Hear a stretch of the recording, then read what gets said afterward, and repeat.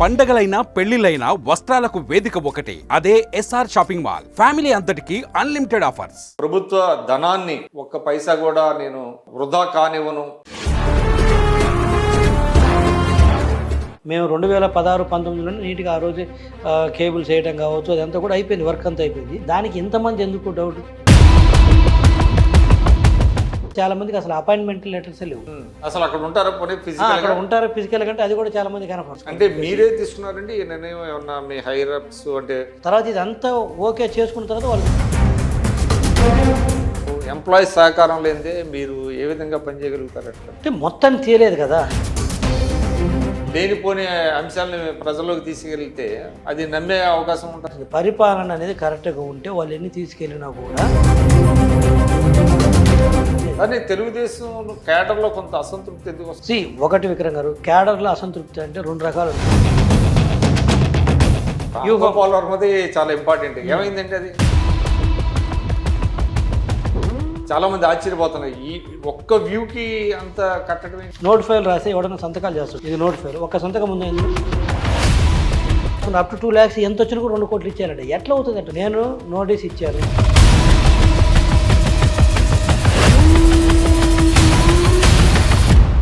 నమస్కారం, నేను మీ విక్రమ్ పూల. ఈరోజు మన విశిష్ట అతిథి జీవీ రెడ్డి గారు, తెలుగుదేశం పార్టీ జాతీయ అధికార ప్రతినిధిగా, ఫైబర్నెట్ కార్పొరేషన్ చైర్మన్గా జీవీ రెడ్డి గారు ఇటీవల వార్తల్లోకి ఎక్కారు. ముఖ్యంగా గత 5 సంవత్సరాల జగన్మోహన్ రెడ్డి గారి ప్రభుత్వంలో ఫైబర్నెట్ కార్పొరేషన్లో జరిగినటువంటి అక్రమాలు ఆయన బయటికి తీశారు. అదేవిధంగా గత 5 సంవత్సరాలుగా కూడా జగన్మోహన్ రెడ్డి గారి ప్రభుత్వంలో జరిగినటువంటి ఆర్థిక పరమైనటువంటి అవకతవకలు, ముఖ్యంగా అప్పులకు సంబంధించి కావచ్చు, ఇతరత్ర అంశాలకు సంబంధించి కావచ్చు, ఆయన అనేక అంశాలని బయటికి తీశారు. ఇటీవల ఫైబర్నెట్ కార్పొరేషన్లో దాదాపు 450 మంది ఉద్యోగులను తొలగించడం ద్వారా ఆయన ఒక సెన్సేషన్ క్రియేట్ చేశారు. అసలు ఆ మొత్తం ఉదంతాన్ని మనం ఆయన మాటల్లో తెలుసుకుందాం. ప్రస్తుతం జీవీ రెడ్డి గారి కార్యాలయంలోనూ. నమస్కారం జీవీ రెడ్డి గారు. నమస్తే అండి. ముందుగా మీకు అభినందనలు. ఫైబర్నెట్ కార్పొరేషన్ చైర్మన్గా మీరు ప్రభుత్వ ధనాన్ని ఒక్క పైసా కూడా నేను వృధా కానివ్వను ప్రభుత్వ ధనాన్ని అని చెప్పి మీరు దాని మీద దృష్టి పెట్టి ఇటీవల అనేక అవకతవకలు బయటికి తీశారు. ముఖ్యంగా కొంతమంది అసలు ఎటువంటి అపాయింట్మెంట్ లేకుండా కూడా ఆ కార్పొరేషన్లో పనిచేస్తున్నారు అంటూ దాదాపు 400 మందికి పైగా వాళ్ళందరికీ ఉద్వాసన పలికారు. అసలు ఫైబర్నెట్ కార్పొరేషన్ ఏర్పాటు తర్వాత గత ప్రభుత్వం అసలు ఏం చేసింది ఈ కార్పొరేషన్లో? ఆ కార్పొరేషన్ ఉద్దేశం ఏంటి? దానిని ఏ విధంగా వాళ్ళు వాడుకున్నారు? ఆ వివరాలు చెప్పండి. First of all thank you sir. మీకు ఒకటి ఏంటంటే, ఇప్పుడు ఫైబర్నెట్ చైర్మన్గా నేను నవంబర్ 15వ తేదీన ఛార్జ్ తీసుకోవడం జరిగింది. నవంబర్ 11వ తేదీన జీవో రావడం జరిగింది. 15వ తేదీన నేను ఛార్జ్ తీసుకోవడం జరిగింది. ఇది ఒక ఆస్పెక్ట్. రెండోది అయిన తర్వాత దాంట్లోకి వెళ్ళిన తర్వాత ఇది కంప్లీట్గా మా కొత్త సబ్జెక్ట్. నేనేమో అడ్వకేట్గా ప్రాక్టీసు, ఏది మనీ లాండరింగ్ కేసులు, సివిల్ క్రిమినల్ చూసేవాడిని. ఇది కంప్లీట్గా టెక్నాలజీ రిలేటెడ్ అనమాట. ఏది మొత్తం కేబుల్స్ కావచ్చు, కంప్లీట్ న్యూ సబ్జెక్ట్. ఫస్ట్ నాకు ఏంటంటే ఒక 1 month పట్టింది ఇది కంప్లీట్ సబ్జెక్ట్ అర్థం చేసుకోవడం కోసం. దాని మీద పట్టు సాధించాలి. ఆపరేషన్స్ ఏంటి, మిగతా టెక్నాలజీ ఇష్యూస్ ఏంటి, ఇవన్నీ కూడా తెలుసుకోవడం కోసం ఒక 1 month పట్టింది. మీన్ వైల్ టైం అడ్మినిస్ట్రేషన్ కూడా ఏం నడుతుందో చూశాను. చూసిన తర్వాత నాకు ఇమీడియట్గా కనిపించింది అంటే సెవరల్ ల్యాప్సెస్. ఇప్పుడు నేను తీసుకొచ్చింది కొన్ని మాత్రం బయటికి. ఇప్పుడు ఏదైతే ఈ 4-5 రోజుల నుంచి మీడియాలో వస్తున్న అంశాలు కొన్ని మాత్రమే, ఇలాంటివి ఇంకా చాలా కూడా ఉన్నాయి. అందులో ముఖ్యంగా గమనించింది ఏంటంటే దాదాపు 1300 చిలుకు ఎంప్లాయీస్ ఉన్నారు. 1300 మంది, 1300 పైగా ఎంప్లాయీస్. కేంద్ర కార్యాలయం అంటే ఒకే కార్యాలయం రాష్ట్రం మొత్తం మీద. రాష్ట్రం మొత్తం మీద అంటే ఎన్ని యూనిట్స్ ఉన్నాయండి? ఈ ఫైబర్నెట్ కింద హెడ్ ఆఫీస్లో వచ్చేసి ఒక 130 మంది స్టాఫ్ ఉంటారు. ఎక్కడ అది ఉంది? విజయవాడ ఆర్టీసీ కాంప్లెక్స్లో ఉంటుంది ఆఫీస్ మాది, 3rd floorలో. మిగతా డిస్ట్రిక్ట్ హెడ్ క్వార్టర్స్ అని చెప్పేసి మాకు డిహెచ్క్యూలు అంటారనమాట దీనికి. సో అక్కడ కొంతమంది ఎంప్లాయీస్ ఉంటారు. అది కాకుండా మళ్ళీ ఫీల్డ్లో కూడా ఉంటారు. కేబుల్స్ అవి అంతా వేసి ఉంటారు కాబట్టి వాటిని చూడటం కోసం. సో ఏదైతే ఈ నేపథ్యంలో మొత్తం అంటే శాలరీ చెప్తాను. సో 1300 మంది ఎంప్లాయీస్కి పైగా ఉంటే అసలు నాకు అనిపించింది ఈ ఆపరేషన్స్కి ఆల్రెడీ ఎస్టాబ్లిష్ అయిన ఆర్గనైజేషన్ ఇది. మేము 2016-19 నీట్గా ఆ రోజు కేబుల్స్ వేయడం కావచ్చు, అదంతా కూడా అయిపోయింది, వర్క్ అంతా అయిపోయింది. బట్ అప్పుడే 108 మంది ఎంప్లాయీస్ ఉన్నారు. అప్పుడు ఎంతమంది? 108 108. మరి 108 మంది ఎంప్లాయీస్ తోటే కొత్త వర్కులు చేశారు, ఆపరేషన్లోకి తీసుకొచ్చారు, ఆర్గనైజేషన్ రన్ చేస్తే ఇప్పుడు ఆల్రెడీ ఎస్టాబ్లిష్ అయింది. అయితే కొద్దిగా గొప్ప కొత్త వర్కులు వస్తాయి. లేకపోతే పాతోటికి ఏదైనా మెయింటెనెన్స్ రిపేర్స్ ఉంటాయి. దానికి ఇంతమంది ఎందుకు డౌట్ ఉండాల్సిన అవసరం ఉంది?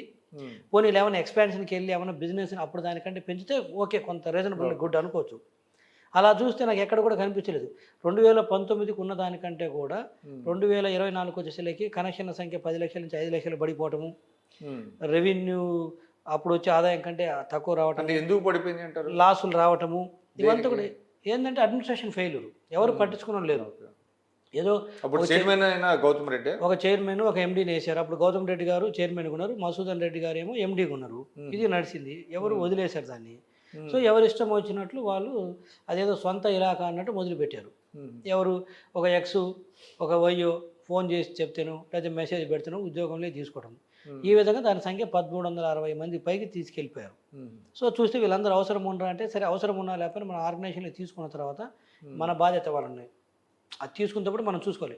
కాకపోతే ఆ నెక్స్ట్ దశలు వెరిఫై చేస్తే తెలిసిందంటే చాలామందికి అసలు అపాయింట్మెంట్ లెటర్సే లేవు. అది అసలు క్షమించడానికి తప్పు. నువ్వు అపాయింట్మెంట్ లెటర్స్ లేకుండానే ఇండక్ట్ చేసుకున్నా నువ్వు పని చేయించుకున్నా చేయించుకోకపోయినా ముందైతే ఒక ప్రాపర్ ప్రొసీజర్ అనేది ఒకటి ఉంటుంది. ఒక offer letter, appointment letter, probation period, తర్వాత పర్ఫార్మెన్స్ అప్రైజలు, ఇలా ఒక ప్రాసెస్ ఉంటుంది ఒక ఉద్యోగిని ఒక వ్యవస్థలో తీసుకుంటే. అలాంటిది ఏం లేదు. సో ఆ నేపథ్యంలో నేను మొత్తం మా హెచ్ఆర్ వాళ్ళకి ఎండీకి అందరికి చెప్పడం జరిగింది. This is not the correct way to run the organisation. ఇరుక్కుండేది నేను కాదు, చైర్మన్ ఇరుక్కొని మీరు ఇరుక్కుంటారు. ఒక్క నెల జీతం ఇక్కడి నుంచి ఎక్స్ట్రా ఇచ్చినా కూడా వీళ్ళందరికీ ప్రొసీజర్ ల్యాబ్స్ ఉన్న వాళ్ళందరికీ. అంటే ఏ స్థాయిలో ఉండే ఆ ఉద్యోగులు ఇక్కడ శాలరీస్ కదా 30,000, 40,000, 50,000 డబ్బులు కాదు నేను వాళ్ళ టెక్నాలజికల్ గా ఎక్స్పర్ట్స్ దాంట్లో ఉన్నారు. అడ్మిన్లో ఉన్నారు, తర్వాత బయట ఫీల్డ్ స్టాఫ్ ఉన్నారు, హెడ్ క్వార్టర్స్లో ఉన్నారు, technology related, fibre cable, FRT team అంటే రకరకాల ఉద్యోగాలు. అంటే ఒక ఇదేంటంటే అంటే మీ పార్టీ వర్గాల్లో కూడా జరుగుతున్నది ఏంటంటే ఆ పార్టీలో పనిచేసే వాళ్ళు లేకపోతే ఒక ఆ పాయింట్గా చెప్తాను. అంటే ఇక్కడ పెట్టి జీతాలు ఇస్తుంది ఏదో ఒక రోల్ కింద పెట్టాలి కదా. ఆఫర్ లెటర్ అపాయింట్మెంట్ లేకపోయినా కూడా ఏదో ఒక రోల్ కింద పెట్టాలి. ఏదో ఒక నేమ్ సేపు ఒకటి పెట్టారు, విక్రమ్ గారు అకౌంట్స్ అంతే. కానీ మీరు అకౌంట్స్లో చేస్తారంటే కనపడరు. అసలు అక్కడ ఉంటారా? అక్కడ ఉంటారు ఫిజికల్ కంటే అది కూడా చాలా మంది కనపడరు. అసలు ఆఫీస్కి రారు, ఫీల్డ్లో ఉన్న స్టాఫ్ ఎవరు సరిగా రారు. సో ఈ నేపథ్యంలో కొంత తెలిసింది ఏంటి, ఏ ఎమ్మెల్యే దగ్గర, ఎంపీ దగ్గర, ఇంకొక వైసీపీకి సంబంధించిన సీనియర్ లీడర్ దగ్గర వాళ్ళ ఇళ్లలోనూ అక్కడో ఇక్కడ పనిచేస్తున్నారు. లేదా వాళ్ళ దగ్గర గతంలో పనిచేస్తున్న వాళ్ళని ఇక్కడ పేరోలో పెట్టేసి అక్కడే కంటిన్యూ అవుతున్నారు. ఇది నేపథ్యం. సో ఈ నేపథ్యంలో వీళ్ళందరినీ మనం కంటిన్యూ చేస్తే ఇప్పటికి 6 నెలలు కంటిన్యూ చేశారు మీరు ప్రభుత్వం మారిన తర్వాత. ఈ 6 నెలలు కూడా బడ్డన పడినట్టు. అంటే ప్రభుత్వం మారినా కూడా వాళ్ళలో చల్లం రాలేదా? భయం కలగలేదా? ఇది బయటపడుతుందేమో ఇట్లాగాని భయం లేదు. ఎవరో అన్నారంట, ఆ చైర్మన్ వచ్చాడు, చైర్మన్కి ఏం పవర్స్ ఉంటాయి తీయమని ఒకరిని కూడా అని చెప్పేసి ఎవరో కమెంట్లు కూడా చేశారంట. నా నోటీస్కి వచ్చింది. సరే ఇది నేపథ్యం. నేను వెళ్ళిన తర్వాత చూస్తే మొత్తం 1 మంత్లో మొత్తం ఒక అవగాహన వచ్చిన తర్వాత మొత్తం లిస్టు ప్రిపేర్ చేయించేసి వీళ్ళందరినీ ఇమీడియట్గా మీరు వీళ్ళందరిపైన చర్యలు తీసుకుంటే. అంటే మీరే తీసుకున్నారండి ఈ నిర్ణయం? ఏమన్నా మీ హైరప్స్ అంటే చంద్రబాబు గారి దృష్టికో లేకపోతే లోకేష్ గారి దృష్టికో అట్లా ప్రభుత్వ పెద్దల దృష్టికి ఎప్పుడు తీసుకెళ్తాం? ముందు తీసుకెళ్లారా? ఇది ముందు ఆర్గనైజేషన్ ఇష్యూ ఇది. తర్వాత ఇదంతా ఓకే చేసుకున్న తర్వాత వాళ్ళ దృష్టికి తీసుకెళ్ళాలి. మనం వేగ్గా ఏది తీసుకెళ్ళకూడదు కదా. ఇదంతా అయిన తర్వాత ప్రభుత్వ పెద్దల దృష్టికి చేసి ప్రాపర్ 1-2 సార్లు వెరిఫై చేసుకొని మళ్ళీ దీని తర్వాత తీస్తే వచ్చేటువంటి రెప్లికేషన్ లీగల్ ఇష్యూస్ కావచ్చు, మిగతాయి కావచ్చు, పొలిటికల్ కావచ్చు, అవన్నీ ఆలోచించి అంతా ఓకే అయిన తర్వాత పెద్దల అనుమతి తీసుకొని తర్వాత నిర్ణయం తీసుకోవడం జరిగింది. సో ఇది ప్రాసెస్. ఆ ప్రాసెస్లో ఎక్కడ డీవియేట్ కాలేదు. అందుకే మీరు గమనించినట్లయితే నేను తీసి ఒక 5 రోజులు అవుతుంది, 4 రోజులు అయితే ఈ రోజుకి ఒక్క ఉద్యోగి కూడా వచ్చి ఆఫీస్ దగ్గరకు వచ్చి ధర్నా చేయటము, నన్ను చట్టపరంగా మిమ్మల్ని అప్రోచ్ అయ్యారా? కొంతమంది ఏమన్నా ఒకళ్ళిద్దరు అప్రోచ్ అవుతారు, కామనే కదా సార్, మా తప్పు లేదు, వాళ్ళు పెట్టారు అది అంటే మీ తప్పు. ఎంతమంది అప్రోచ్ అయ్యి ఉంటారు? తక్కువ మంది, ఒక 10 మంది దాకా కూడా ఎక్కువ మంది అప్రోచ్ అవ్వలేదు. జెన్యూన్ కేసులు అయ్యా? జెన్యూన్ ఏం కాదు. జెన్యూన్ అయితే అప్రోచ్ అవ్వాల్సిన అవసరం ఏముంది అసలు? ఇష్యూ కొన్ని డీవియేషన్స్ ఉన్నాయి కాబట్టి అప్రోచ్ అయ్యారు. ఇప్పుడు నేను చెప్పాను, ఇప్పుడు నువ్వు ఎక్స్ ఫోన్ చేసినాడు, నువ్వు నిన్ను ఎంటర్టైన్ చేసావు, లేదా నువ్వు నన్ను అప్రోచ్ అయ్యావు కాబట్టి నేను ఉంచితే మిగతా అందరికి కూడా అదే రూల్ అప్లై చేయాలి కదా. ఈ విషయంలో నేనేం హెల్ప్ చేయలేని చెప్పేసి ఏ ఒక్కళ్ళకు కూడా ఎగ్జామ్షన్ ఇవ్వలేదు. ఎవరన్నా పోనీ వేరే పెద్దవాళ్ళు ఎవరైనా ఫోన్ చేశారా? కామనే కదా, అదేం వింతేం చేయకపోతే ఆశ్చర్యం. చేశారు. ఎవరు చెప్పినా నేను ఒకటే చెప్పింది ఈ విషయంలో. అంటే ఆ పార్టీ వాళ్ళ? మా పార్టీ వాళ్ళ చేత. మీ పార్టీ వాళ్ళతో చెప్పించారా? ఆబ్వియస్లీ ఇప్పుడు అధికారంలో ఎవరుంటే వాళ్ళు చేత చేపిస్తారు. సరే వాళ్ళు అడగడం తప్పు కాదు, అప్రోచ్ అవుతారు, వీళ్ళు పార్టీలు మారుతుంటారు, కామనే కదా. సో అడగడం నేనైతే గతంలో ఆ పార్టీలో ఉండి ఈ పార్టీలోకి వచ్చిన వాళ్ళు మీకు మీ మీద కొంత ప్రెషర్ పెట్టాలని చూశారు, ప్రెజర్ పెట్టలేదు కానీ అడిగారు, కొంచెం కన్సిడర్ రిక్వెస్ట్ చేశారు. రిక్వెస్ట్ చేశారు. ప్రజలు ఎవరైతే పెట్టలేదు, పాసిబిలిటీ ఉంటే చూడండి, నాతో పాటు వీళ్ళు మన పార్టీలోకి వచ్చారు, గతంలో అట్టు ఉన్నా కూడా అని చెప్పేసి. సో నేను అబద్ధం ఇక్కడ పార్టీల విషయం కాసేపు పక్కన పెడదాం, రూల్ ఉందా లేదా, కరెక్ట్గా ఉందా లేదా, వాళ్ళను కంటిన్యూ చేస్తే మాకు రేపు ఇంకొకటి వచ్చేసి మీరు కంటిన్యూ చేసినారని మమ్మల్ని ఒకటి చెప్పండి, ఈ ఫైబర్ నెట్ అనే దానికి అసలు ఇన్కమ్ ఏంటి, సోర్స్? దీనికి ఇన్కమ్ సోర్స్ వచ్చేసరికి మాకు కేబుల్ కనెక్షన్స్, ఇంటర్నెట్ సర్వీసెస్ ద్వారా వస్తుంది. అదేవిధంగా సీసీ కెమెరాలు రాష్ట్ర వ్యాప్తంగా పెట్టేది మేమేను ఈ ఈటర్లు. అదేవిధంగా వీడియో కాన్ఫరెన్స్లకు కావాల్సిన అటువంటి టెక్నాలజీ మేమే అందుబాటులో మేమే ప్రొవైడ్ చేస్తాము. ఇన్కమ్ పరంగా ఇబ్బంది అంటే ప్రభుత్వ పరంగా మిగతా సంస్థలకు కానీ వాటన్నిటికీ, అంటే ప్రైవేటైజేషన్ చేయలేదు, ప్రైవేట్ వాళ్ళకు కూడా ఇస్తాం, కావాలని ఇస్తాం. సో ఇక్కడ ఏంటంటే దీనికి ఇన్కమ్ పరంగా ఇబ్బంది లేదు, ఇది మంచి సంస్థ. అట్లా అవన్నీ మళ్ళీ చెప్తాను. మంచి సంస్థ, మంచి సంస్థ. 2015 అక్టోబర్లో మా సార్ పెట్టిన ఉద్దేశం first of it's kind in ఇండియాలో. ఎవరు అంత ఊహించి పెట్టలేదు. ఏది internet, TV plus land phone 3 కలిపి ఇచ్చిన వాళ్ళు ఎవరు లేరు. ఇప్పుడు రూపాయలు అన్నారు కదా, అప్పుడు 199 రూపాయలు. ఇప్పుడు వచ్చారు చాలా మంది, జియో, ఎయిర్టెల్ అని చెప్పేసి లాస్ట్ 3-4 ఏళ్ళు వచ్చారు. కానీ మా సార్ ఇప్పుడు ఇది 2016లో, అంటే దాదాపు 9 సంవత్సరాల క్రితమే, 8 సంవత్సరాల క్రితమే దీన్ని ఆయన ఎన్విసేజ్ చేశాడు, ఇలా ఉంటుంది భవిష్యత్తులో వస్తుందని. అది చేశాడు, దాన్ని సక్సెస్ కూడా చేశారు. కానీ తర్వాత వచ్చిన వాళ్ళు దాన్ని ఒక ఆదాయ వనరు కింద చూశారు తప్పితే ఆ వ్యవస్థని, ఆ సంస్థని, ఫైబర్ నెట్ సంస్థని దాన్ని ముందుకు తీసుకు. ఆదాయ వనరు కాదు, మీరు చెప్పిన ప్రకారం చేస్తే అది ఒక రీహాబిలిటేషన్ సెంటర్. పెద్దలకు ఆదాయ వనరు, కింద కార్యకర్తలకి ఏమో రీహాబిలిటేషన్ సెంటర్, పెద్ద లీడర్స్కి ఏమో ఆదాయ వనరు. ఎవరి స్థాయిలో వాళ్ళు దాన్ని బాగానే ఉపయోగించుకున్నారు. సో ఇది దానికి నిజంగా తీసుకెళ్ళి ఉంటే ఈరోజు మన ఆంధ్రప్రదేశ్లో జియో, ఎయిర్టెల్ అనే ఒక సంస్థ కూడా మన ఆంధ్రప్రదేశ్లోకి అడుగు పెట్టుండే వాళ్ళు కాదంటున్నాను. ఆ స్కోప్ ఇచ్చారు. 2016-19కి మా సారే ఆ రోజు ముఖ్యమంత్రిగా ఉంటూ శ్రీ నారా చంద్రబాబు నాయుడు గారు ఆయన విజన్ ప్రకారం దానికైనా ముందుకు తీసుకెళ్ళి ఉంటే అలా డెవలప్ చేసి ఇచ్చాడు. ఊరికి ఇవ్వలేదు, అట్లా పెట్టి వాళ్ళ చేతికి ఇవ్వలేదు. 10 లక్షల కనెక్షన్స్ రావడం అంటే ఈజీ కాదు, స్పాన్ ఆఫ్ 3 yearsలో. ఇది కాకుండా ఒక 14,000 మంది, ఈ 14,000 కెమెరాలు, సీసీ కెమెరాలు పెట్టాము. ఇది కాకుండా వీడియో కాన్ఫరెన్స్ సంబంధించి మొత్తం సెట్ చేశారు అప్పటికే 19కి. దాన్ని కంటిన్యూ చేసి ఉంటే పెద్ద కాకపోయినా మామూలు కంటిన్యూ చేసి ఉన్నా కూడా ఈరోజు ఏపీలో బెటర్ కాదు సార్. నేను చెప్తుంది, ఏపీలో జియో, ఎయిర్టెల్ లాంటి ప్రైవేట్ సంస్థలు ఎంటర్ అయ్యే వాళ్ళే కాదు, ఈ బిజినెస్ లేకంటున్నాను నేను అనేది. అటువంటి సంస్థని ఈరోజు వాళ్ళు ఎంటర్ అయిపోయి వాళ్ళు మార్కెట్ లీడర్స్ అయిపోయారు. ఇది ఎక్కడో ఇంత దాదాపు మీకు తెలుసా 78,000 కిలోమీటర్లు కేబుల్ వేసాము. ఆప్టిక్ ఫైబర్ కేబుల్ అంటారు కదా, 78,000 కిలోమీటర్లు బ్రాడ్బ్యాండ్. 78,000 కిలోమీటర్లు, 78,000 కిలోమీటర్స్. ఇది fibre, optic fibre. Optic fibre అంటే ఏంటి, వెరీ స్టేబుల్ వస్తుంది. ఇంటర్నెట్ కావచ్చు, కేబుల్ కావచ్చు. అందులో కొంత కేంద్ర ప్రభుత్వం ఉంది, కొంత స్టేట్ గవర్నమెంట్ ఉంది. బట్ ఏదైనా ఆ రోజు స్టేట్ గవర్నమెంట్ మొదలు పెట్టిన తర్వాత ఆ రోజు భారతదేశం మొత్తం కూడా గమనించారు. తర్వాత స్టేట్ గవర్నమెంట్ ఆ రోజు మా సారు రాష్ట్ర ప్రభుత్వం ఎన్విసేజ్ చేసి ఇంప్లిమెంట్ చేసిన తర్వాత ఆ తర్వాత కేంద్ర ప్రభుత్వం వచ్చింది. ఇప్పుడు నేను చెప్పేది ఏదో వాళ్ళని తక్కువ చేసి మమ్మల్ని ఎక్కువ చేసుకోవాలని కాదు, ఇదంతా ఆన్ రికార్డు. రెండు రకాలుగా దెబ్బ కొట్టారు. ఆన్ రికార్డు ఉంది కదా. ముందు రాష్ట్ర ప్రభుత్వం ఆ రోజు చంద్రబాబు నాయుడు గారు మొదలు పెడితే తర్వాత కేంద్ర ప్రభుత్వం వచ్చింది. ఆ తర్వాత గుజరాత్ కావచ్చు, మిగతా రాష్ట్రాలు ఇంప్లిమెంట్ చేశారు దీన్ని చూసి. ఇప్పుడు ప్రభుత్వం 2 రకాలుగా దెబ్బ కొట్టింది. ఒకటేమో మంచి సంస్థ ఎదుగుదలను దెబ్బ కొట్టారు, రెండోదేమో వాళ్ళ రాజకీయ పునరావాసంగా మార్చుకొని నష్టాలు పాలు. దాంట్లో వచ్చిన ఫలాల్ని మొత్తము ఫలాలు తింటే తిన్నారు. అసలు చెట్టు మొదలనే నరుక్కుంటూ పోయారు. పెరిగిన చెట్టుని పెరిగి ఫలాలు ఇచ్చే టైంకి వాళ్ళకి అప్పచెప్తే ఫలాలు తినాల్సింది పోయి పోనీ తింటే తిన్నారు ఫలాలు, అది కూడా తినకూడదు. పోనీ ఆ ఫలాలు తినాల్సింది పోయి అసలు మొదటికే నరికేసుకుంటూ వచ్చారు ఏర్ల దాకా. అది చేసింది. సో అందులో భాగం కనిపించారు. ఇంకేం మొహమాటం ఏముంది, మొత్తం మామూలుగా డైరెక్షన్స్ ఇచ్చారు. ఒకేసారి కొట్టేశారు అంతే. ఇంకా 200 మంది ఉన్నారు, ఇంకా 200 మంది. ఇప్పుడు 410 మంది. ఎందుకంటే ఆ 200 మందిని కూడా ఇంకా ఐడెంటిఫై చేయమని చెప్పాను. ఎందుకంటే మనకు జెన్యున్ ఉన్న వాళ్ళు ఇబ్బంది పడతారు. వాళ్ళకి ఏమన్నా ఒక అవకాశం ఇచ్చారా, మీ అంతా మీరే ఏం లేదు, అలాంటిది ఏం లేదు. అట్లా వెళ్ళే పరిస్థితి లేదా ఎవరు కూడా? అంటే ఇంటర్నల్గా అర్థమైపోతుంది వాళ్ళకి కొంతవరకు.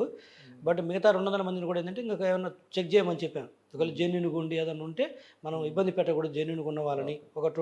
ఒకసారి అనుకోకుండా ఆఫర్ లెటర్, అపాయింట్మెంట్ లెటర్స్ పై వాళ్ళు చెప్పిన కూడా కింద వాళ్ళు అంటే ఇది ఒక అనామలీ అండి. అంటే ఎక్సెస్ స్టాఫ్ ఉండటం, రీహాబిలిటేషన్ వాళ్ళతో వేరే చోట పని చేయించుకుంటా ఇక్కడ జీతాలు ఇవ్వటం. అంటే ఇతర అవినీతి ఏ విధంగా జరిగింది? అవినీతి వచ్చేసరికి ఏ విధంగా జరిగిందంటే, ఇది చెప్పే కదా, హ్యూజ్ స్కోప్ ఉన్న ఆర్గనైజేషన్, పెద్ద కార్పొరేషన్ ఇది. మా ఆర్గనైజేషన్లో కొంత పెద్ద స్థాయి ఎంప్లాయీస్ కూడా ఇన్వాల్వ్ అయ్యారు, వాళ్ళతోటి చేతులు కలిపారు. ఆ రోజున్న ఎండి గారితో కావచ్చు, మిగతా బయట నుంచి దీన్ని నడిపినటువంటి పొలిటీషియన్స్ తోటి కావచ్చు, చేతులు కలిపి హ్యాండ్ ఇన్ గ్లోవ్ అయ్యారు వీళ్ళందరూ. అవి చేయడం జరిగింది. ఇప్పుడు అదంతా కూడా తీస్తున్నాను డేటా, అది బయటకు వస్తుంది కూడా. ఏ స్థాయిలో ఏంటి చేశారు, కేబుల్ చేయకపోయినా కూడా వేసామని, లేకపోతే ఉన్నోటకి పోకపోయినా కూడా రిపేర్లు చేయించడం, O&M కానీ ఇలాంటివన్నీ కొన్ని ఉన్నవి. అవన్నీ కూడా బయటకు వస్తున్నాయి.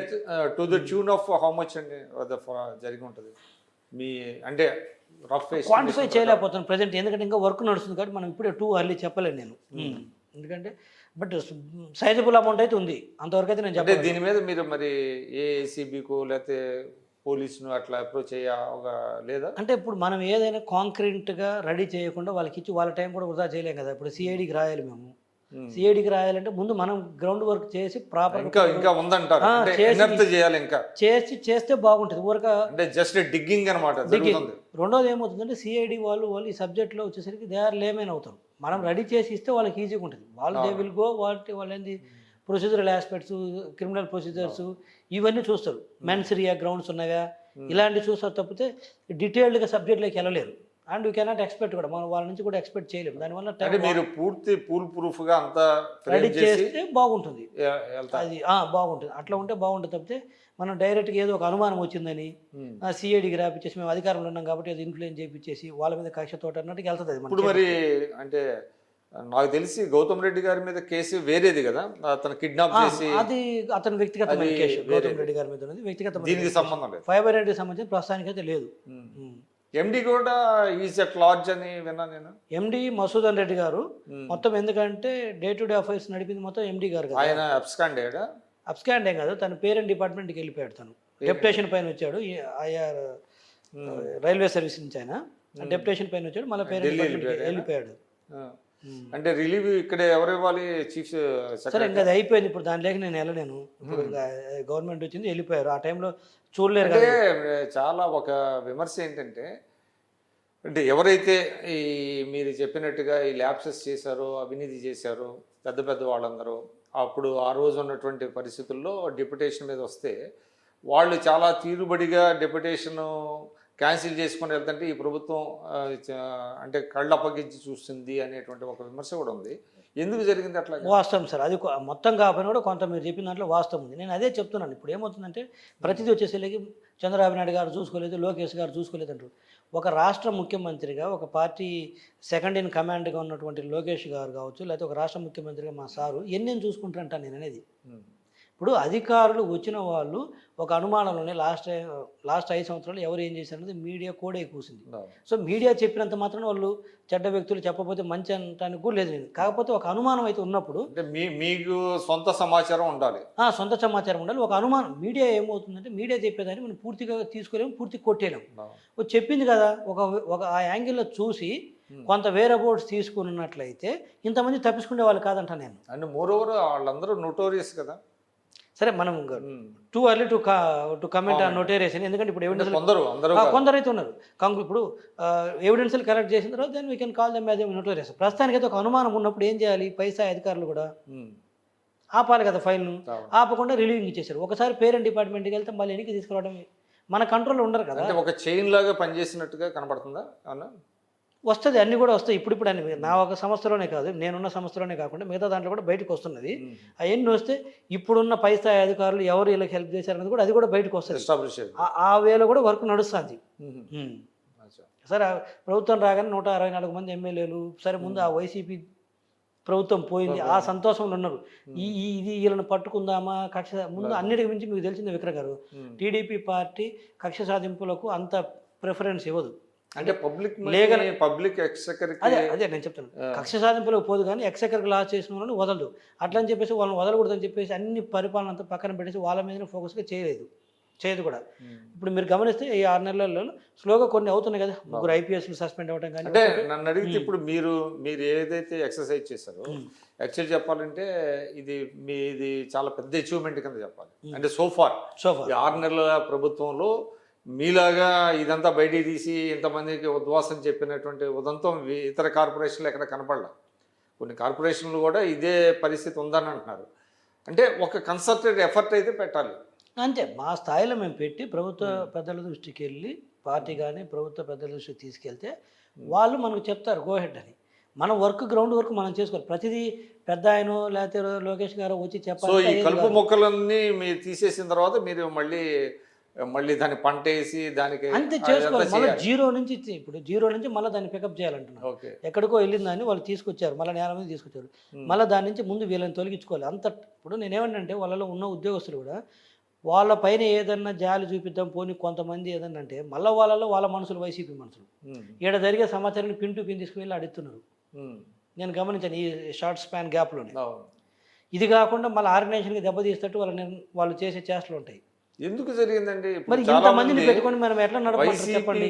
అనుకూలురైనటువంటి ఉద్యోగులు చాలా మంది చాలా డిపార్ట్మెంట్లో ఉన్నారని అంటున్నారు. దీనికి ఏంటి అసలు సొల్యూషన్? మరి మీకు ఉన్న అనుభవంతో మీకు తెలియదు కాదు.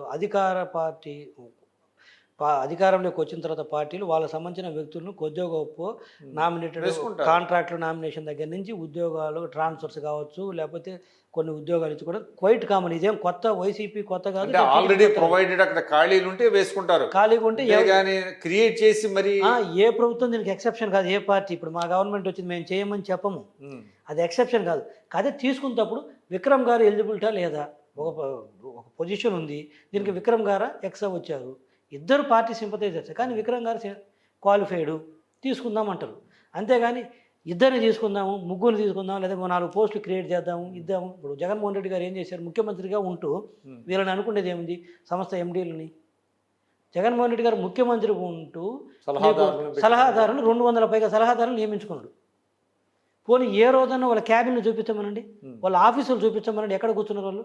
పోనీ వాళ్ళు ఎప్పుడన్నా వచ్చి ఏదైనా సలహా ఇచ్చినట్టు కానీ వాళ్ళ కన్సర్న్ మంత్రి గారికి కానీ కన్సర్న్ ప్రిన్సిపల్ సెక్రటరీ కానీ ఏ రోజైనా రిటర్న్ కానీ ఓవరాల్గా మేము సలహా ఇచ్చినామని చెప్పండి. ఇప్పుడు అందరూ కన్సల్టెంట్స్ అంతా వెళ్ళిపోయారా?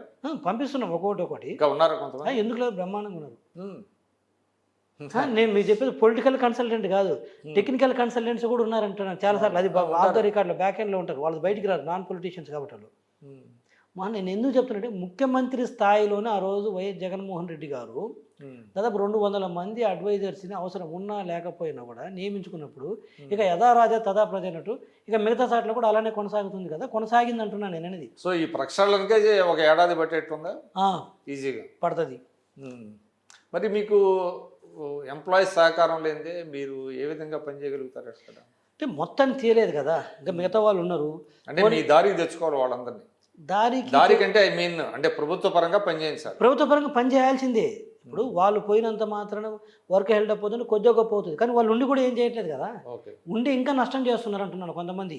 ఇక్కడ ఉన్న సమాచారం అక్కడ తీసుకెళ్లటము, వాళ్ళ చెప్పు చేతుల్లో ఉంటున్నారు, హ్యాండ్సింగ్లో వాళ్ళు చెప్పినట్టు నడవటము. ఇప్పుడు ఇంత పెద్ద సంస్థ 78,000 కిలోమీటర్లు చెప్పాను, ఎక్కడ పోయి 7 కేబుల్ కట్ చేస్తే ఏం చేయాలి? సో ఆ ప్రమాదం కూడా ఉందా? ఉంటుంది.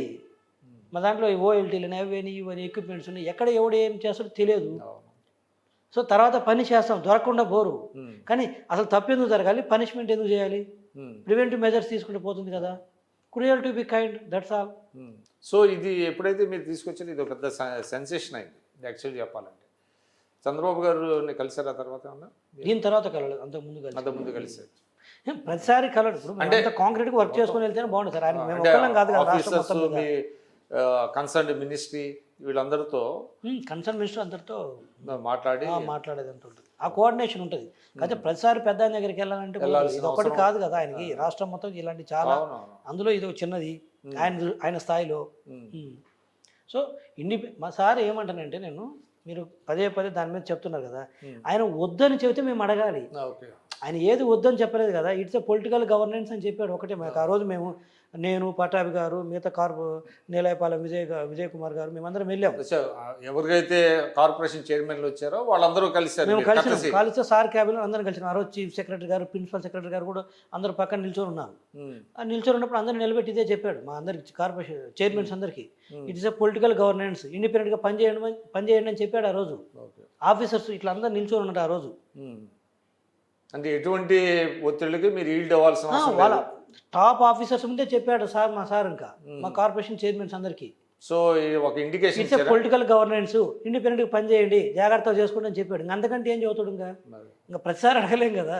ఇంకా ఆ విషయం అంటే జనరల్ అంటే నేను అనుకోవటం ఏంటంటే చాలా కార్పొరేషన్లు అండి చైర్మన్ మాట ఎండీలు లెక్క చేయరు, ఎండీ మాటే చెల్లుబాటు అవుతుంది అనేది ఒకటి ఉంది. అవును, బహుశా అటువంటి సందేశం ఇవ్వడానికి ఆయన చెప్పుంటారా? అది మా సారు ఏమంటాడంటే పొలిటికల్ గవర్నెన్స్ అనేది డెఫినెట్గా ఆ సందేశం ఒకటి.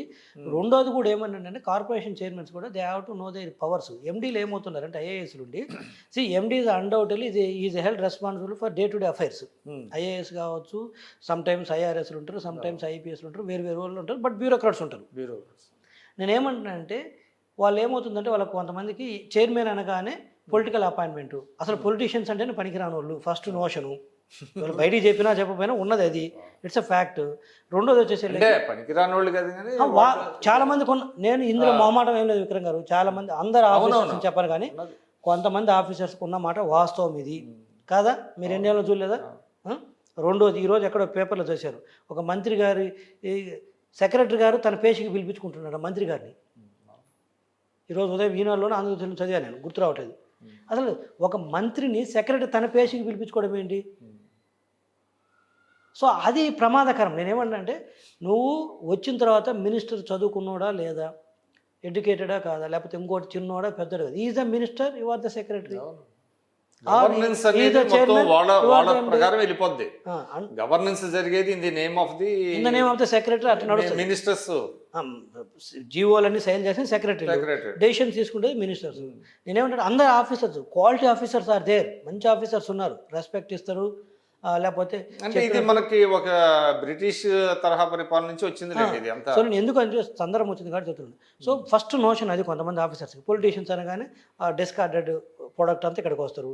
రెండోది వాళ్ళలో ఏదో పార్టీ అధికారంలోకి వచ్చింది కాబట్టి వాళ్ళకు ఒక పొలిటికల్ ఎంప్లాయ్మెంట్ కింద ఏదో చైర్మన్ పోస్టులు ఇస్తారు, లేదా మంత్రి పదవులు ఇస్తారు, లేదా జడ్పీ చైర్మన్లు ఇస్తారు, లేదా కొన్ని పొజిషన్స్ని వాళ్ళు అలా ఊహించుకుంటారు.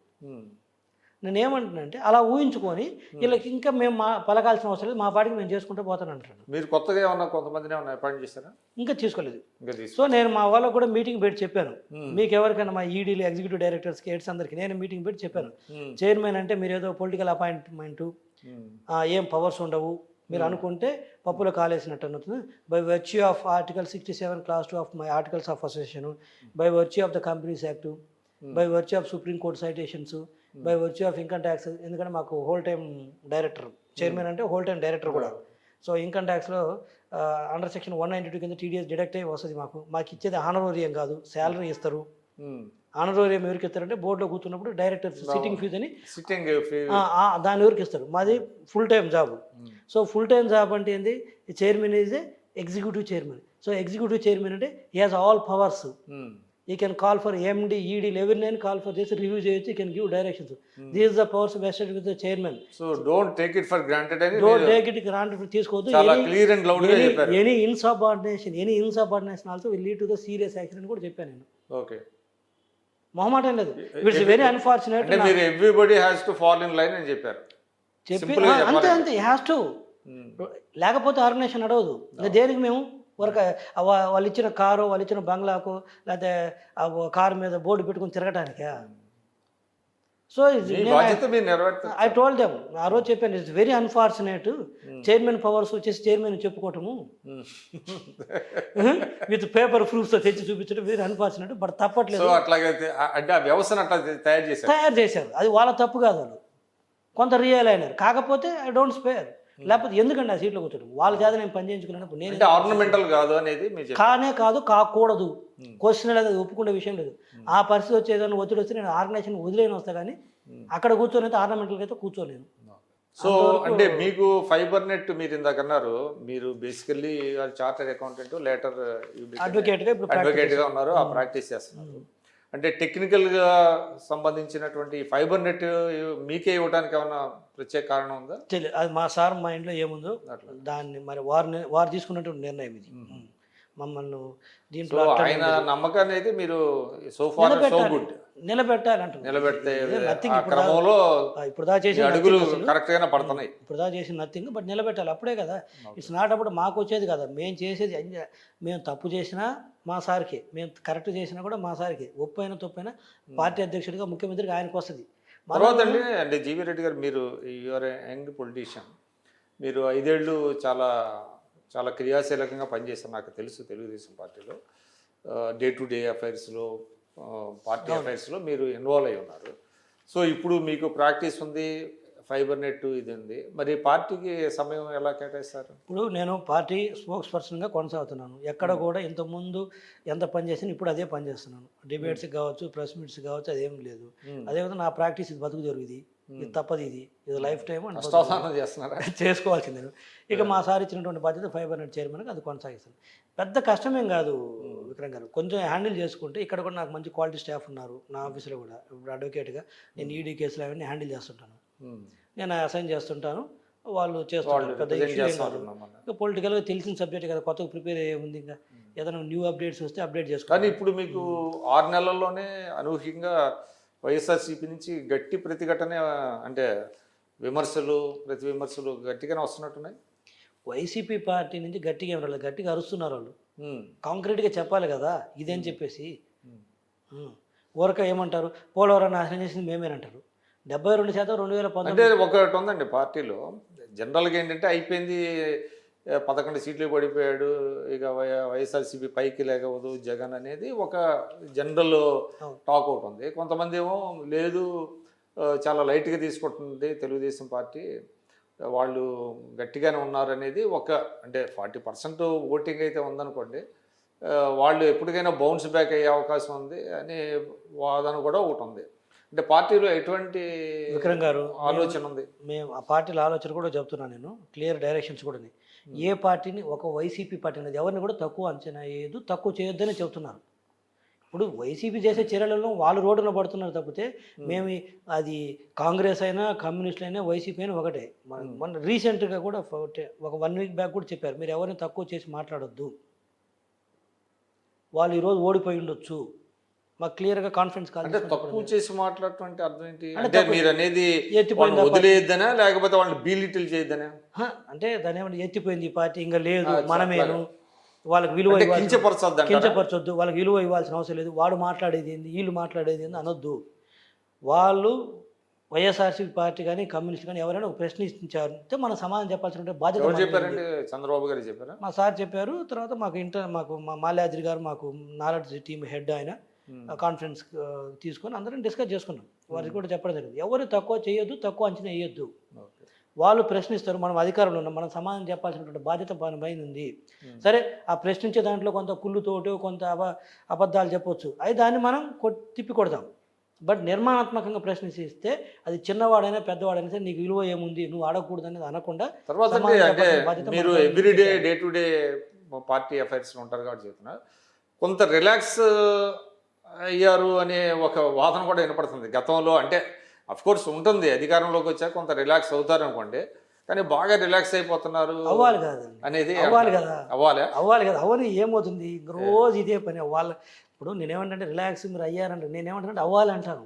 ఒక 1 year అవ్వనివ్వండి, ఫైట్ చేస్తారు. మళ్ళీ నెక్స్ట్ ఉంది కదా 5 సంవత్సరాల్లో 5 ఏళ్ళు జైల్లో పోయారు. కానీ ఈ ఏడాది లోపు మీరు రిలాక్స్ అయ్యే లోపు వాళ్ళు కొన్ని లేనిపోని అంశాలను ప్రజల్లోకి తీసుకెళ్తే అది నమ్మే అవకాశం ఉంటుంది. వాళ్ళు తీసుకెళ్లారను, లేకపోతే మేము సమాధానం చెప్పకపోతే ప్రజలు నమ్ముతారు అనుకుంటే అంతకంటే భ్రమ లేదు. ఓవరాల్గా 5 సంవత్సరాలు కార్డు చూస్తారు, అందులో ఎక్కువ మా మీద బాధ్యత ఉంది. పరిపాలన అనేది కరెక్ట్గా ఉంటే వాళ్ళు ఎన్ని తీసుకెళ్ళినా కూడా నమ్మరు. పరిపాలన అనేది సరిగా లేకపోతే వాళ్ళు తీసుకెళ్ళకపోయినా కూడా జనాలకు అర్థమైపోతుంది. ఈరోజు ఏదో ప్రతిపక్షాలు వచ్చి చెప్తేనే జనాలు నమ్మే పరిస్థితులు లేరు. ఇప్పుడు జగన్మోహన్ రెడ్డి గారు 2019-24 మధ్యలో మీకు తెలుసు, రోజు పత్రికా ప్రకటనలో కొన్ని 100 కోట్లు ఖర్చు పెట్టారు. నేను ఇన్ని ఇచ్చాను, ఇన్ని స్కీములు ఇచ్చాను, ఈ రోజుకి ఇంతమందికి ఇచ్చాను, ఇన్ని డబ్బులు ఇచ్చానని చెప్పేసి బటన్ నొక్కుతున్నాను డైరెక్ట్గా అని చెప్పేసి పేపర్లలో పేజీలకి పేజీలు ప్రకటనలు ఇచ్చాడు. మంత్రులందరినీ ఇంటింటికి తిప్పాడు, గడప గడపని తిప్పాడు, పాంప్లెట్లు పట్టించాడు, రోజు చెప్పించాడు. ఏమైంది అంటే ఎండ్ అంటే నీకు ఓవరాల్గా ప్రజలు గమనిస్తుంటారు. ఆ ఫీల్ గుడ్ అనేది ఉంటుంది అంటాను. నువ్వు ఎంత ఇచ్చావు అనేది కాదు, ఎంత ఆ మనిషిని స్వేచ్ఛగా ఉంచావు ఈ రాష్ట్రంలో. ఒక మనిషి రాష్ట్రంలో ఉన్నాడంటే ముందు ఆ స్వేచ్ఛ అనేది ఉండాలి. నువ్వు ఇంత ఇచ్చి కూడా 2019, 24 మధ్యలో ఇప్పుడు నీ ఇంట్లో వాళ్ళు కూడా భయంగా బతికారు, నీ ఇంట్లో మనుషులు భయంగా బతికారు, నీ పార్టీ వాళ్ళు భయంగా బతికారు, నీ రాష్ట్రంలోని ప్రజలు భయంగా బతికారు ఆ రోజు.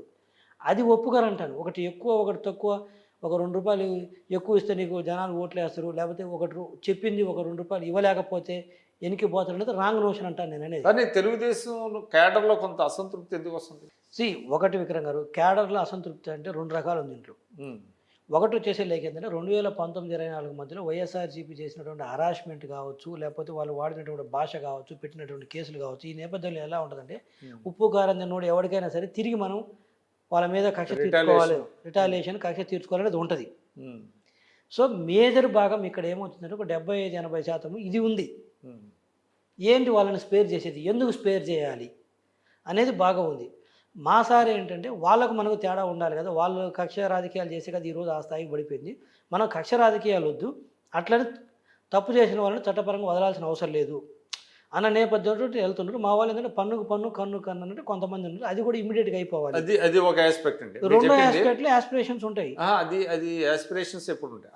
అలా కాకుండా ఇప్పుడు ఏదైతే జనసేనకి అదేవిధంగా బీజేపీకి కొన్ని నియోజకవర్గాలు వదిలిపెట్టారు కాబట్టి ఆ నియోజకవర్గాల్లో పార్టీ పరిస్థితి చాలా కొంచెం అసంతృప్తి ఎక్కువగా ఉంది, అక్కడ వాళ్ళని పట్టించుకోవట్లేదు అనేటువంటి ఒక వాదన కూడా.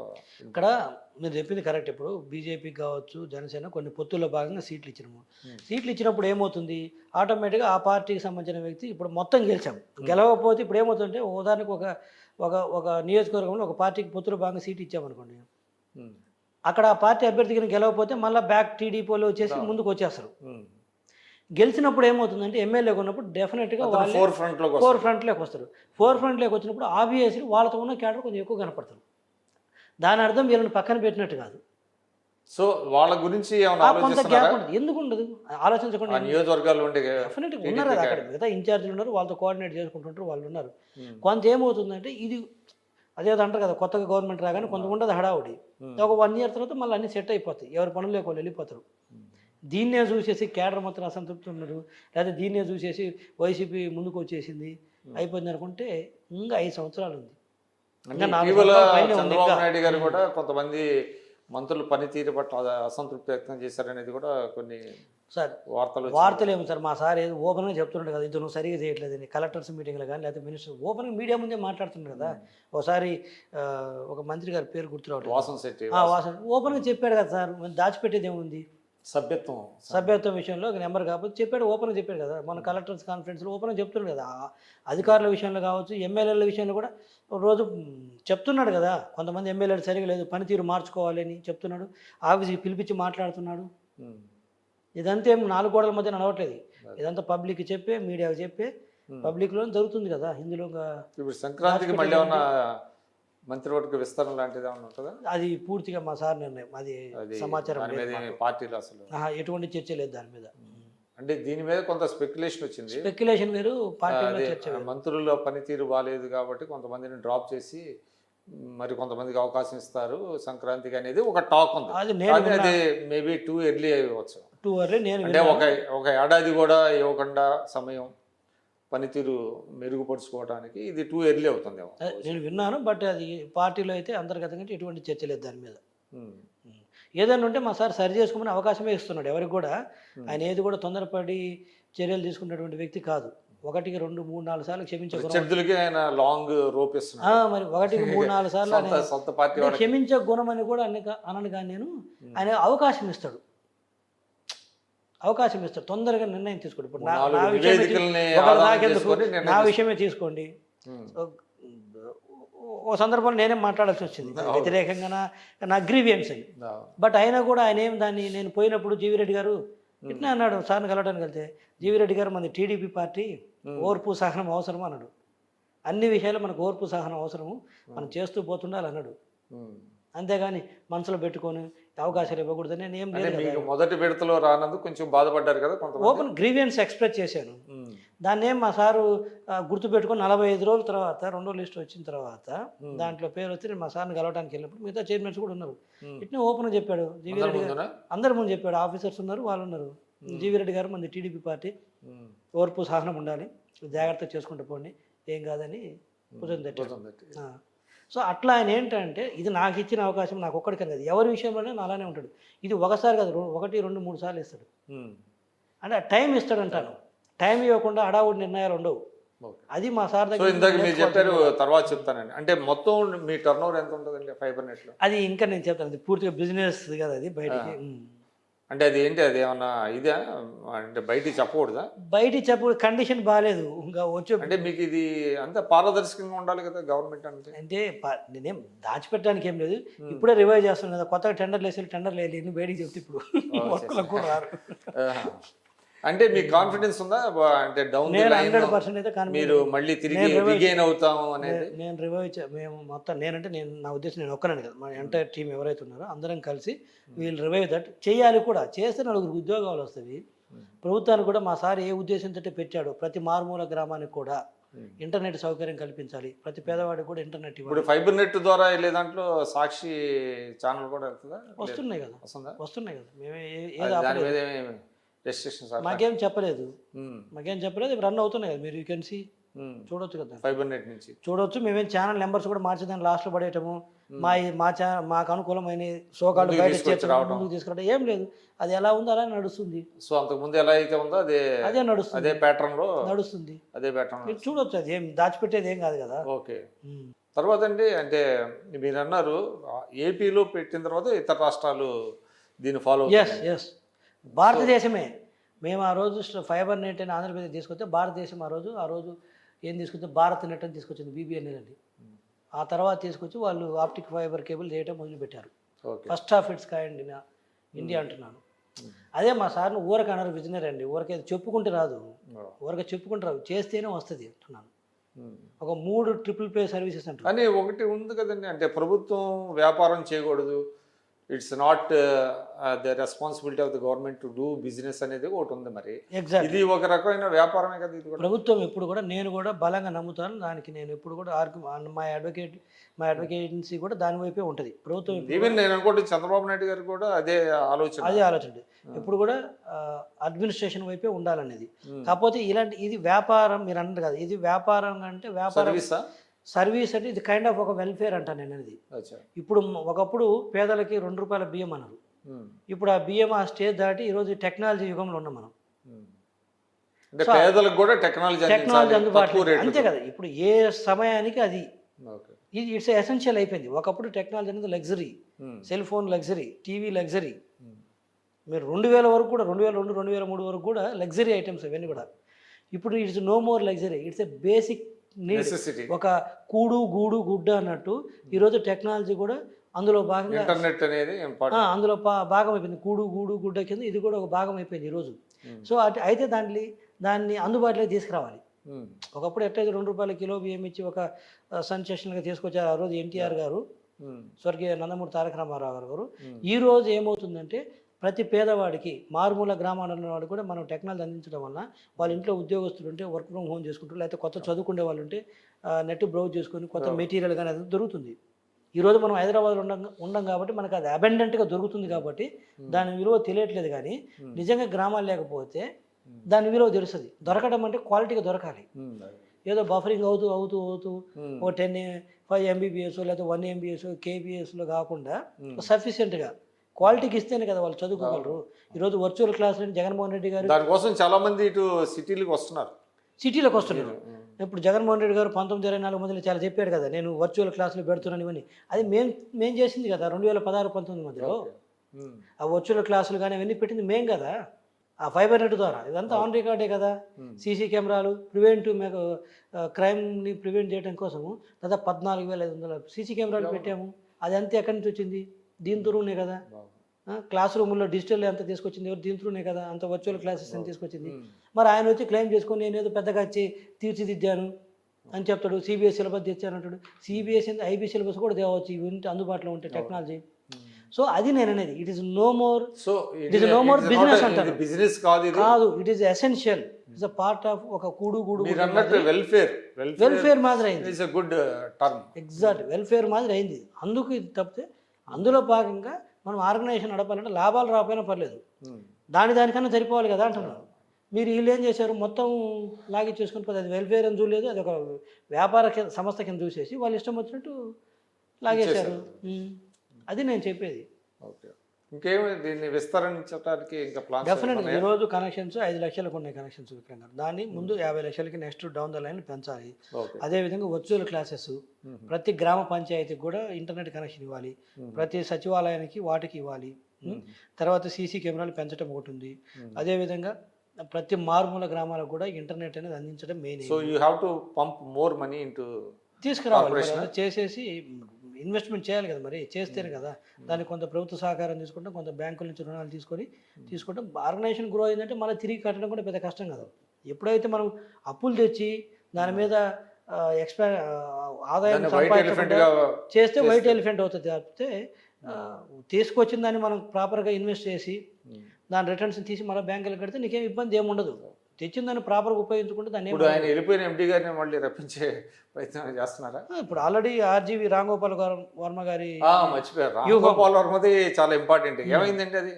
వ్యూహం సినిమాకి సంబంధించి అది చెప్పండి. దానికి కొంచెం చాలా మంది ఆశ్చర్యపోతున్నారు, ఈ ఒక్క వ్యూకి అంత కట్టడం ఏంటి? నేనేమంటే వాళ్ళ అగ్రిమెంట్లు ఇప్పుడు టిపికల్గా రాసుకున్నారు, ఎవరు అగ్రిమెంట్లోకి ఎంటర్ అయ్యారో ప్రాపర్గా లేదు, దానికి కేవైసీ నామ్స్ లేవు.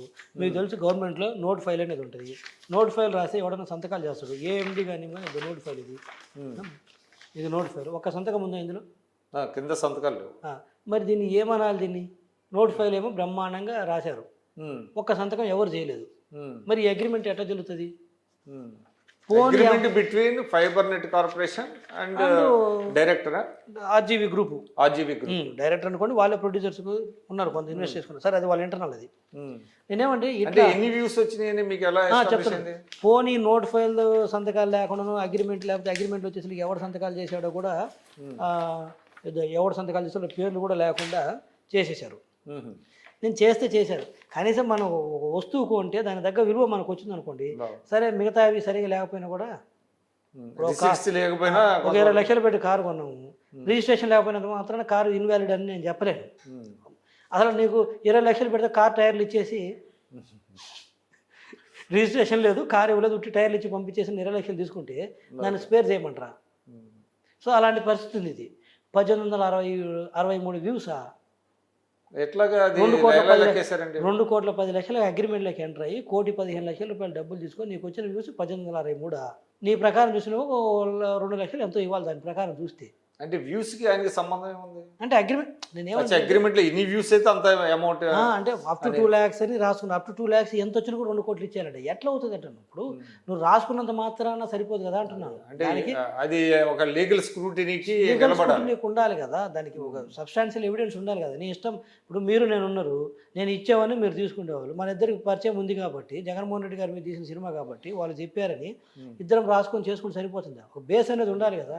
కేవలం అగ్రిమెంట్ రాసుకున్నారు కాబట్టి నేను 10 కోట్లు ఇస్తానని రాసుకుంటే ఇచ్చేస్తామా? 100 కోట్లని రాసుకుంటాం ఇచ్చేస్తామా? చెప్పు. ఒక బేస్ ఉండాలి కదా అంటాను నేను అనేది.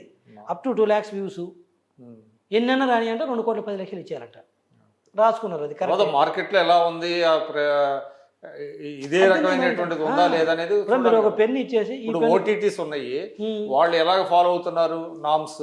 ఓటీటీలు రిలీజ్ అవుతుంది కదా సినిమాలు, ఒకదానికి 2 లక్షలు ఇస్తారు, ఒకదానికి 2 కోట్లు ఇస్తారు, కొన్ని దానికి 20 కోట్లు కూడా ఇస్తారు. మనం ఇద్దరం తెలిసిన వాళ్ళం కదని చెప్పేసి మీ ఇష్టం, అగ్రిమెంట్ రాసుకున్నాం కాబట్టి డబ్బులు ఇవ్వాలంటే. సో ఇందులో 2 రకాలు ఇమిడి ఉన్నట్టున్నాయి. ఒకటేమో సైఫనింగ్ ఆఫ్ ఫండ్స్ ఒకటి, తర్వాత ఏమో క్రిమినల్ ఇది కూడా ఉంది, మెన్సరీ బ్రీచ్ ఆఫ్ ట్రస్ట్ ఉంది. ఇప్పుడు ఆ రోజు ఎండి గారు చేసి నిన్న కూర్చోబెడితే నువ్వు చేసింది breach of trust, lost the exchequer, criminal mens rea grounds అనేవి అన్నీ ఉన్నవి. నేనేమంటే సింపుల్ వాళ్ళు సిల్లీ ఆర్గ్యుమెంట్ చేసుకొస్తారు, ఏమని అగ్రిమెంట్లోకి ఎంటర్ అయిన కదా డబ్బులు ఇచ్చారంటారు. ఇప్పుడు నేను కూడా ఇప్పుడు చైర్మన్ ఉన్నాను విక్రమ్ గారు, మీరు నాకు పరిచయం వ్యక్తిగతంగా. ఉమ్. మిమ్మల్ని తీసుకొచ్చేసి నా దాంట్లో ఒక అడ్వైజర్, మీడియా అడ్వైజర్ కింద పెట్టేసి నెలకు 2 కోట్లు రాత్రి చెల్లుతుందా? అగ్రిమెంట్ రాసుకుంటాం ఇద్దరు, ప్రాపర్గా రాస్తే అంటే agreement mere writing an agreement does not approve the రాస్తా, మన ఇద్దరికి రాస్తా. నేను ఎప్పటి నుంచో పరిచయం ఉంది కదని చెప్పేసి అగ్రిమెంట్ ఇప్పుడు రాసి ఆయన నుంచి స్పందన లేదా ఆర్జీవీ నుంచి? నేను నోటీస్ ఇచ్చాను. నోటీస్ ఇచ్చింది రిప్లై అడగడం కోసం కాదు, డబ్బులు ఇమ్మని ఇచ్చాను నోటీసు. 15 రోజులు టైం ఇచ్చాము. అది ఇచ్చి కూడా మేము మొన్న ఇచ్చాము. అందిన తర్వాత అందిన రోజుల నుంచి 15 రోజుల్లో మాకు డబ్బులు ఇవ్వాలి. ఆ 15 రోజులు యాక్చువల్ అయితే ఇవ్వాల్సిన అవసరం కూడా లేదు. అంటే మీరు ఓన్లీ రికవరీ మీదే దృష్టి పెట్టారా, లేకపోతే ఇతరత్ర ఇది డీలు తప్పు డీలు కాబట్టి తప్పు డీల్, రికవరీ మ్యాండేట్. రికవరీ వస్తే సివిల్ కేసు ఉండదు, క్రిమినల్ కేసు ఉంటుంది. రికవరీ రాకపోతే both civil and criminal initiate చేస్తాను తప్ప. అది ఆయన నుంచి రెస్పాన్స్ లేదా ఆర్జీవీ నుంచి? టైం ఉంది కదా, ఇంకా అయిపోలేదు, చూద్దాం. ఏమన్నా దాని మీద ఏమన్నా అది వాళ్ళ ఒత్తిళ్ళు ఏమన్నా వచ్చినాయి మీకు? ఎవరు జీరో, ఎవరో ఒకళ్ళిద్దరు అన్నారు, ఏంటి అంత పెద్ద వ్యక్తికి ఇంత చిన్న అమౌంట్కి నోటీస్ ఇస్తామంటే నేను చెప్పాను, అంత చిన్న వ్యక్తి ఇంత చిన్న డబ్బులు కదా, అంత పెద్ద వ్యక్తి ఇంత చిన్న డబ్బులు కదా కక్కుర్తి పడింది. ఇద్దరు రూల్స్ అండ్ రెగ్యులేషన్స్ ని వైలేట్ చేయడం అనేది ఇంపార్టెంట్. ఇప్పుడు సింపుల్గా అగ్రిమెంట్ రాసుకున్నాం కదా అంటే, రాసుకుంటే ఇంకా అట్లా అంటే అందరు రాసుకొని ఎంత డబ్బులు తీసుకెళ్ళిపోతుంది. But there is a substantial evidence ఉండాలి, ఆ సపోర్టింగ్ ఉండాలి కదా, దానికి ఆ స్థాయి ఉండాలి కదా, ప్రొడక్ట్కి వాల్యూ ఉండాలి కదా అంటాను. మరి నీ ప్రోడక్ట్కి అంత వాల్యూ ఉంటే నువ్వు రిలీజ్ చేస్తే, థియేటర్స్లో రిలీజ్ కూడా చేశారు కదా థియేటర్లో, ఎంత వచ్చిన కలెక్షన్ చెప్పమనండి? 10 లక్షలు కనీసం థియేటర్ విద్యుత్ ఛార్జీలు వచ్చినాయి ఆ సినిమా రిలీజ్ చేస్తే. మరి థియేటర్ రిలీజ్ చేస్తే ఆ విద్యుత్ ఛార్జీలు రానప్పుడు దాన్ని తీసుకొచ్చి మా నెత్తిన పెట్టి 2 కోట్లు తీసుకుంటానంటే ఎట్లా అంటాను నేను అనేది. అంటే పాపులారిటీ కూడా చూస్తారు కదా, అన్నీ చూస్తాం. ఇప్పుడు థియేటర్ రిలీజ్ అయింది, కడప పులివెందులో, కడప టౌన్లోనే నీకు ఒక కనీసం 20 టికెట్ దిగలేదు ఆడ. ఇట్ ఈస్ ఆన్ రికార్డే కదా, తీస్తే వెనక్కి చూస్తే. మరి అక్కడే నీకు జగన్మోహన్ రెడ్డి గారి అనుకూలంగా మాకు వ్యతిరేకంగా ఏదన్నా కానీ సార్, మరి నీకు థియేటర్ రిలీజ్ చేస్తే నీ బయర్స్ ఎవరు రాలేదు కొనడానికి, మీరే రిలీజ్ చేసుకున్నారు. ఫైబర్ నెట్ ఎందుకు, మరి మేము ఎందుకు నెత్తిన పెట్టుకోవాలంటాను. నీకు అదే థియేటర్లో ఇప్పుడు మొన్న బాహుబలి సినిమాలు ఉన్నాయి రిలీజ్ అయినాయి, దాన్ని తీసుకొచ్చి మాకు అమ్మారనుకో క్లియర్గా కనపడుతుంది, అక్కడ అంత వచ్చింది కాబట్టి ప్రపోర్షనేట్గా ఇక్కడ తీసుకోవచ్చు. నీకు అక్కడ మొత్తం అసలు థియేటర్ నీ బయర్సే రాలేదు, రిలీజ్ చేసినా కూడా థియేటర్లో విద్యుత్ ఛార్జీలే రాలేదు నీకు, దాన్ని తీసుకొచ్చి మా నెత్తిన పెట్టేసి ఇచ్చేవాడు ఉన్నాడు తీసుకున్నాడు, ఇద్దరు వైసీపీ మనుషులు కదా, లేకపోతే వైసీపీ సింపథైజర్స్ కదా, లేకపోతే ఎవరో చెప్పారు కదా అని చెప్పేసి ఇచ్చేస్తే ఎలా ఒప్పుకుంటాం? ఇంత broad daylight robbery, nothing less than. అంతే. ఇది గవర్నమెంట్ మారబడి జరిపింది, మారకపోతే ఇంకో కోటి తీసుకుంటారు, ఇంకా ఒక 20 సినిమాలు తీసి దాన్ని ఎత్తిన పెట్టేవాళ్ళు. సమ్వేర్ అట్ ఇప్పటికీ స్టాప్ చేస్తే ఇక్కడ ఈ ప్రాక్టీసెస్ భవిష్యత్తులో రాకుండా ఉంటాయి. ఈ ఆర్గనైజేషన్లు కాదు, మిగతా సైడ్ కూడా అలర్ట్ అవుతారనేది నా ఇప్పుడు ఆర్జీవీ కూడా ఆయన చాలా తిరిగేవాడు, నో డౌట్ అబౌట్ ఇట్. తర్వాత ఆయన కూడా కొన్ని ఏదో కొన్ని అంటే దాన్ని ఏమంటారు, ధర్మం గురించో దేని గురించో మాట్లాడుతుంటాడు. ఈ విధంగా ప్రజా సొమ్ముని మరి ఆయన ఏ విధంగా, అంటే ఇచ్చేవాడు ఉన్నాడు కాబట్టి తీసుకున్నాడు, ఆయన తప్పులేదని అనుకున్నాడు బహుశా. ఇచ్చేవాడు కాదు ఉన్నాడు. ఇప్పుడు అదే ఆర్గ్యుమెంట్ కూడా బిల్డ్ చేస్తున్నాడు, నాదేముంది వాళ్ళు ఇచ్చారు నేను తీసుకుంటానంటే. అది చేస్తున్నాడా అని తెలిసి నా ఈయన కాదు, కొంతమంది ఏదో వాళ్ళ తరఫున బయట ఉంటారు కదా మాట్లాడేవాళ్ళు, అడ్వకేట్స్ ఏదో తీసుకునేవాడితో తప్పేముంది, ఇచ్చేవాడికి తప్పు కదా, వాళ్ళని పట్టుకోమంటారు అంటారు. ఒక దొంగతనం జరిగింది అనుకోండి, దొంగతనం జరిగిన తర్వాత మళ్ళీ వెనక్కి తెచ్చి చేస్తే అది రాటిఫై అయిపోతుంది. ఇప్పుడు బందర్లో జరుగుతుంది, లేకపోతే నాకు అక్కడ దొరికిందని తీసుకుపోతారా? అట్లా కాదు కదా. ఇప్పుడు నీకు have to apply your degree. అంటే ఏ విధమైనటువంటి మీరు అన్నట్టుగా ఇప్పుడు లంచం లేకుండా తీసుకోవడం అనేటువంటిది, లంచం ఇవ్వటము తీసుకోవడం నేరం అంటారు. మరి ఎందుకు ఆఫీసర్ ఇచ్చేవాడిని కూడా బుక్ చేస్తారు కేసు? వాడు ఒక పక్క విక్టిమ్, లంచాల్లో డబ్బులు ఇచ్చాడు విక్టిమ్, కానీ తన ల్యూర్ చేసి ఉండొచ్చు ఆయన, నాకు ఎంత ఇస్తే నీకు ఎంత ఇస్తానని. అది ఇంకా మళ్ళీ నెక్స్ట్ దశలో ఇప్పుడు ప్రస్తుతానికి తీసుకున్నారు, అది తప్పు. నువ్వు ఒక ప్రోడక్ట్ ఇస్తున్నప్పుడు నీకు తెలుసు దాని విలువ, ఆ విలువ ప్రకారం నువ్వు డబ్బులు తీసుకోవాలి. వాడు ఇస్తుండు కదని ఎక్కువ తీసుకుంటే అది నువ్వు తెలియని వ్యక్తి కాదు. సో ఆయన ఏ విధంగా డిఫెండ్ చేస్తాడు అనేది ఇంపార్టెంట్. ఏ విధంగా డిఫెండ్ చేసేది ఏమి సార్, 1,15,00,000 కట్టాల్సిందే. ఇది అమౌంట్ చిన్నదా పెద్దదని కాదు, ఇట్స్ నాట్ కరెక్ట్ అంటాను. ఇన్ ప్రిన్సిపల్ ఇలాంటి ప్రాక్టీసెస్ కరెక్ట్ కాదంటాను. ఈరోజు 1 కోటి కావచ్చు, రేపు 100 కోట్లు కావచ్చు, రేపు 1000 కోట్లు కావచ్చు, అది నేను చెప్పేది. సో ఆర్జీవీ వాయిస్ కూడా తగ్గినట్టుంది ఇటీవల ఇవన్నీ బయటకు వచ్చాక, లేకపోతే ఆయన వ్యక్తిగత కారణాలు ఏమున్నాయి మనకు తెలియదు. జీవీ రెడ్డి గారు, మీరు you have done a wonderful job. Thank you sir. So far so good. మీరు ఫైబర్ నెట్లో ఏదైతే ప్రజాసొమ్ముని వెనక్కి రాబట్టడం అనేటువంటిది చాలా ఇంపార్టెంట్. సో మీరు ఒక చాలా సాహసోపేతమైనటువంటి నిర్ణయం, చాలా సముచితమైనటువంటి నిర్ణయం కూడా తీసుకున్నారు. ఎనీహౌ ప్రజల తరఫున మీకు ధన్యవాదాలు. అదేవిధంగా మాకు ఇంటర్వ్యూ ఇచ్చినందుకు కూడా నమస్కారం. Thank you. ఇది జీవి రెడ్డి గారు, ఫైబర్ నెట్ కార్పొరేషన్ చైర్మన్. వారు తీసుకున్నటువంటి కొన్ని నిర్ణయాలు చాలా సెన్సేషన్ క్రియేట్ చేసినాయి. ముఖ్యంగా ఆర్జీబీకి సంబంధించి చెల్లింపులు కావచ్చు, లేదనంటే ఫైబర్ నెట్లో ఎంప్లాయీస్ విషయం కావచ్చు. ఇది సాధారణమైనటువంటి విషయం కాదు. ఇది ఒక ప్రభుత్వానికి, అంటే ఎవరు అధికారంలో ఉన్నా కూడా వాళ్ళకి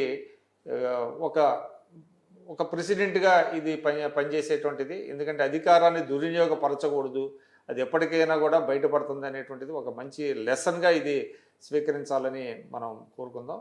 ఇది ఈరోజు జీవి రెడ్డి గారు తింటారు. నమస్కారం. సుమన్ టీవీలో మీ పర్సనల్ అండ్ బిజినెస్ ప్రమోషన్స్ కోసం కింది నెంబర్కి కాంటాక్ట్ చేయండి.